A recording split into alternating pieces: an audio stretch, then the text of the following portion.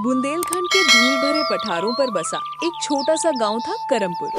इसी गांव की सीमा पर एक जर्जर झोपड़ी में रहता था रघु, एक गरीब लेकिन मेहनती युवक। रघु के मेहनत का लोहा सब मानते थे, पर उसकी किस्मत जैसे उससे रूठी हुई थी। खेत बंजर थे, पानी का नामो निशान नहीं, लेकिन रघु के मन में उम्मीद अभी भी बाकी थी। एक दिन वो तपती धूप में अपने खेत में कुदाल चला रहा था। पसीना बह रहा था, मगर चेहरे पर दृढ़ता थी। तभी उसका दोस्त हरिहर हंसता हुआ आ पहुंचा। काहे रे रघु, फिर सूखी मिट्टी खोद रहा है? हमने तो सुना है कि इस बार बीज भी कह रहे हैं भैया हम इस जमीन पर उगेंगे ही नहीं। अरे भाई, तेरे हिस्से की किस्मत भगवान भी भूल गया लगता है। शाम को थका हारा रघु घर लौटा तो देखा कि मिट्टी का चूल्हा ठंडा पड़ा है और उसकी माँ गोमती चिंतित बैठी है। लगता है तेरी तकदीर बिना स्याही की कलम से लिखी गई है। तुम ही तो कहती हो, हिम्मत नहीं हारनी चाहिए। एक दिन यही मिट्टी सोना उगलेगी। अगली सुबह रघु लकड़ियां लेने जंगल की ओर निकला। रास्ते में उसे उसकी प्रेमिका सुहानी मिली। रघु, तुम जंगल में क्यों? अम्मा के चूल्हे के लिए लकड़ी चाहिए। कल दूसरे गांव से हमारे लिए रिश्ते वाले आए थे। तुम अपनी माँ को हमारे घर भेज देते, वरना देर हो जाएगी। सुहानी, तू जानती है गांव वाले मेरी किस्मत का मजाक उड़ाते हैं। मैं मेहनत करता हूं, पर जाने क्यों हर बार आफत मेरे हिस्से आ जाती है। ऐसे में तेरे घर हाथ मांगने कैसे जाऊं? सुहानी ने उसकी आंखों में देखते हुए कहा, रघु, इंसान की तकदीर से ज्यादा उसकी सोच मायने रखती है। एक दिन तेरी मेहनत जरूर रंग लाएगी।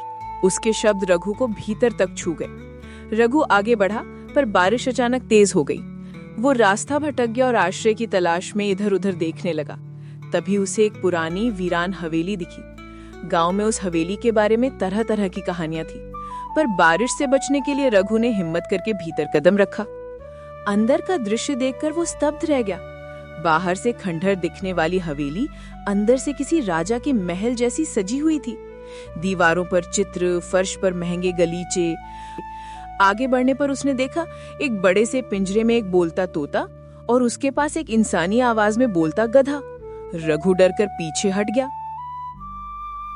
ये कैसे संभव है? डर मत रघु, तू यहाँ आने वाला पहला मनुष्य है। हमें वरदान मिला है। मैं इंसान को सही राह दिखाता हूँ और यह गधा विनाश की राह दिखाता है।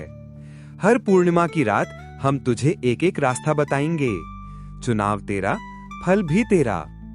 हाँ भाई, किस्मत हम नहीं लिखते, पर राह जरूर बताते हैं। तेरे गांव में साहूकार का एक पुराना कुआं है। उसमें तांबे का एक बक्सा है, गहनों से भरा। वह हजारों साल पुराने राजा का खजाना है। जाकर ले आ, तेरा जीवन बदल जाएगा। गधा तुरंत बोला, लेकिन उस कुएं की दीवारें बहुत कमजोर हैं, गिर भी सकती हैं। तू घायल हो सकता है, मर भी सकता है। इससे अच्छा है सीधे साहूकार की हवेली में घुसकर चोरी कर ले, जल्दी अमीर बन जाएगा। मैं फैसला बाद में करूंगा, पूरी बात किसी से नहीं कहूंगा।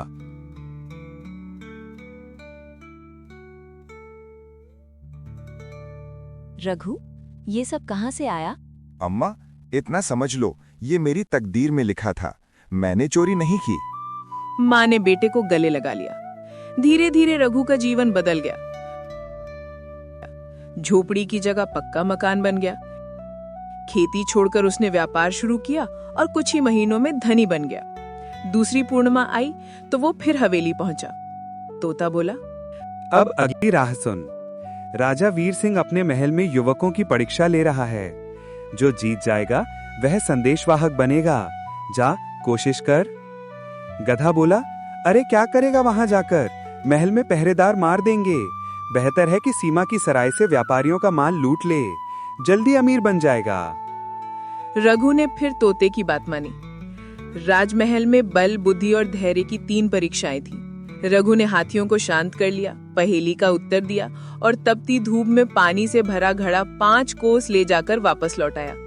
राजा ने घोषणा की, विजयी रघु है, इसे राज्य का संदेशवाहक नियुक्त किया जाता है। पूरा गांव उसकी प्रशंसा करने लगा। जो लोग कभी उसका मजाक उड़ाते थे, आज सम्मान से सिर झुकाते थे। गांव के मुखिया ने अपनी बेटी सुहानी का हाथ रघु के लिए मांग लिया। विवाह धूमधाम से हुआ। रघु और सुहानी खुशहाल जीवन जीने लगे।